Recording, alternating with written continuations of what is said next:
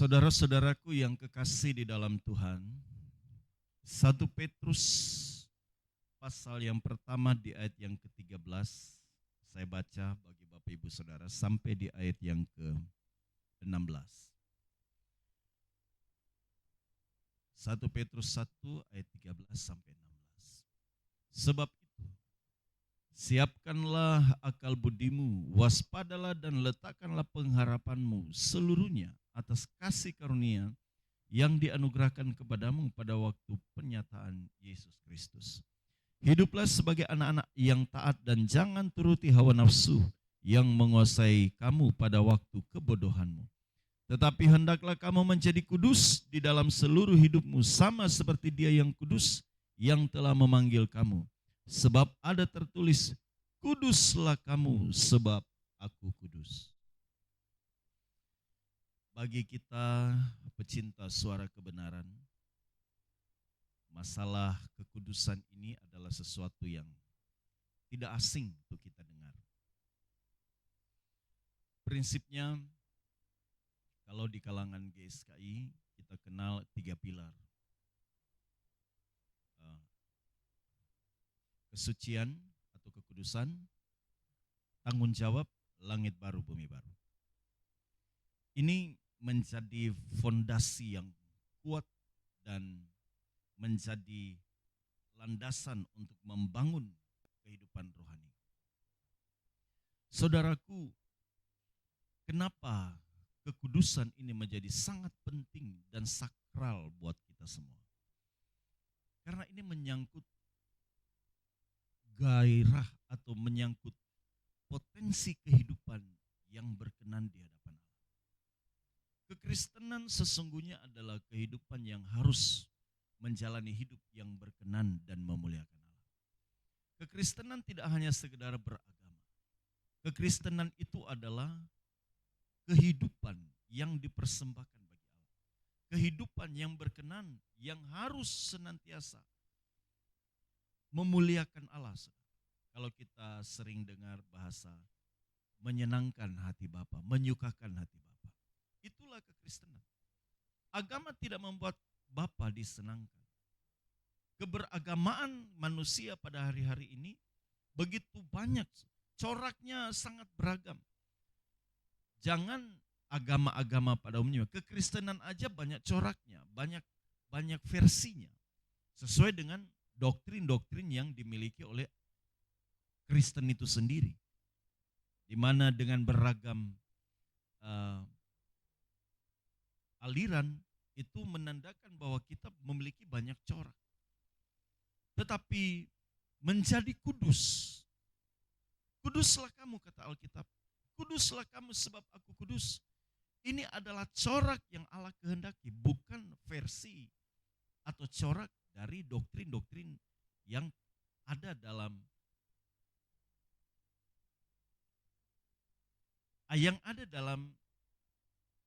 agama-agama atau ada dalam gereja-gereja tertentu.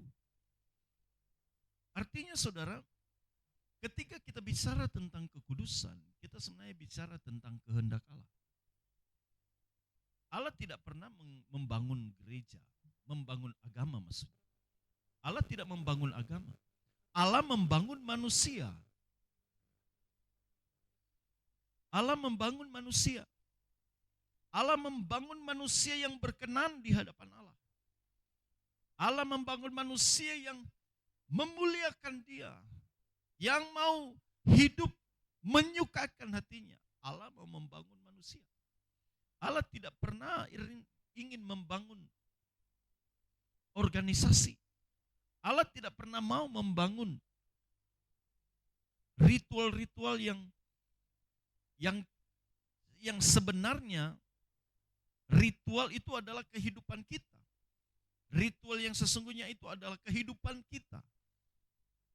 Di mana hidup kita dipersembahkan untuk untuk memuliakan namanya. Dan itu tidak bisa lari dari kekudusan. Penekanannya hari ini adalah saudara harus melihat kekudusan itu bukan hanya bicara tentang usaha kita untuk menjaga diri kita agar supaya tidak tercemar dari dunia.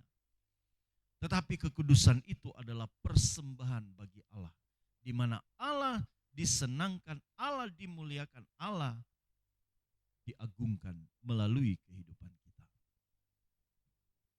Kalau saudara melihat di sini, di ayat ini katakan bahwa hendaklah kamu kudus, menjadi kudus di dalam seluruh kehidupanmu. Karena kekudusan itu membuat seseorang waspada dari hawa nafsu. Kekudusan itu membawa seseorang untuk hidup dalam ketaatan yang sempurna di dalam Tuhan. Itu kalau saudara membaca ayat ini, sebenarnya kesimpulannya di sana. Kenapa saudara diarahkan untuk hidup dalam kekudusan? Agar saudara sempurna hidup dalam ketaatan.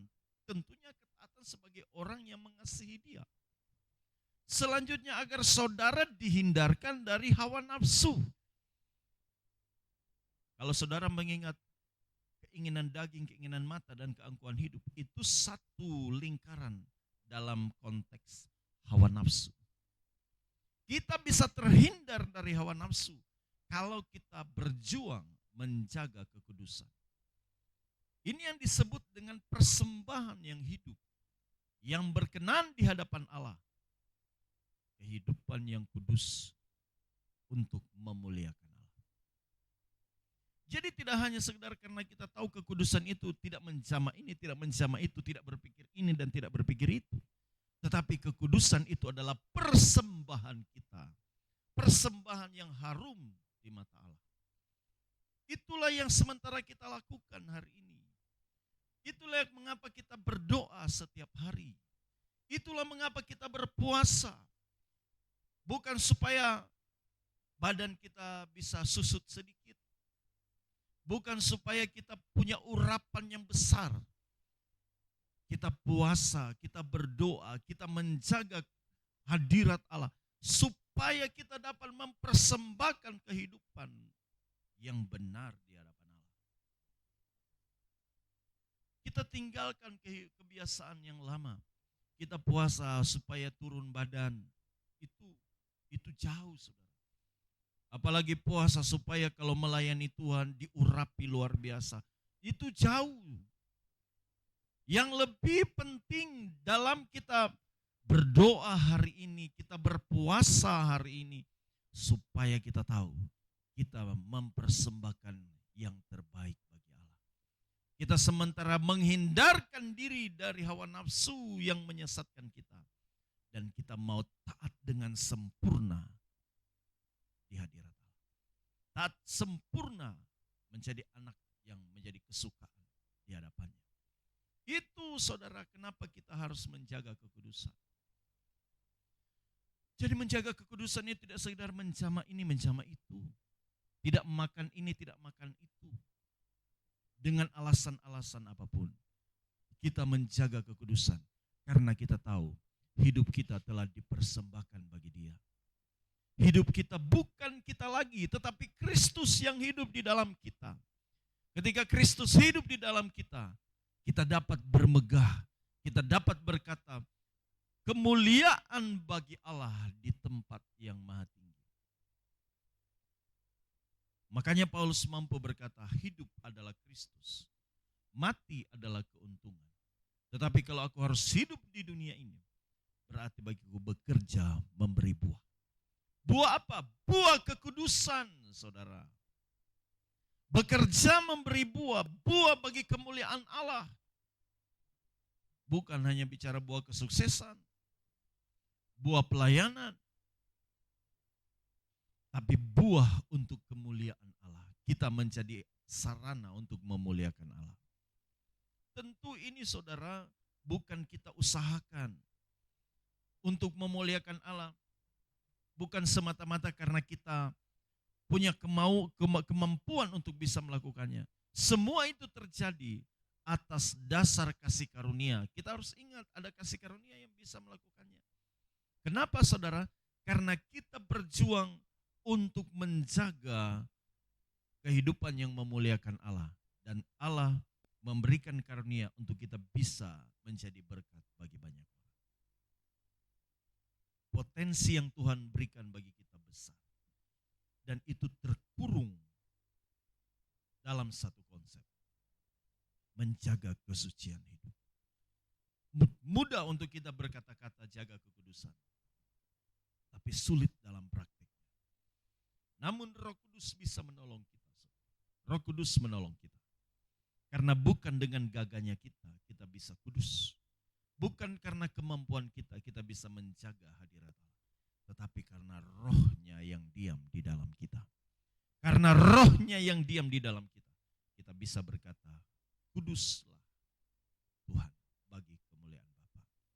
Aku mau menjaga kekudusan untuk kesenangan hati Bapa. Kita dijauhkan dari hawa nafsu. Kita menjadi manusia yang taat sempurna. Karena kita menjaga kekudusan di hadapannya. Semoga Tuhan menolong kita. Semoga Tuhan memberkati kita.